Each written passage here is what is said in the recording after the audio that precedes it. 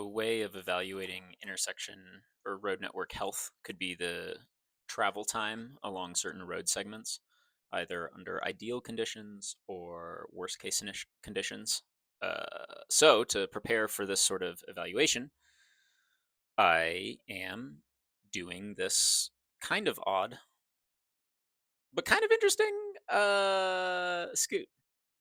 My mobility network evaluation that I want to do would be showing the difference in travel time for someone in a car moving along a road segment, dealing with the lights and the traffic and the unusability of junctions and intersections for some of the time. It's easiest for me to move around on my scooter. I don't have to stop for cars. I don't really have to stop for lights.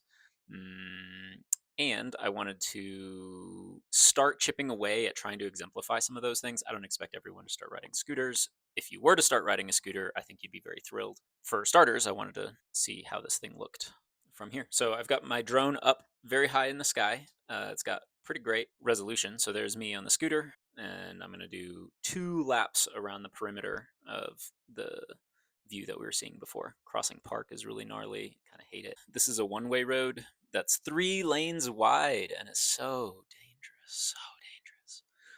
Then I'm zipping along on the scooter behind that person on maybe an e-scooter or a bicycle. Not sure what it was. That's Franklin right there, which is how I walk to and from Cheeseman Park, and it is um, has a lot of potential and is not utilized appropriately at all. So that time, that idealized time, is like the how the network could function at its best. If someone were in a car and were trying to do that lap, they might find themselves potentially waiting a lot longer, um, as lights were mediating their travel. So here's a second lap. The second lap is going to be close to the first, but slightly different. I'm going to go through this parking lot instead of trying to merge with the traffic, because once cars are stopped, you can simply filter through them. There's the road. Still, top speed is maybe 20, maybe 25 miles an hour on some of that.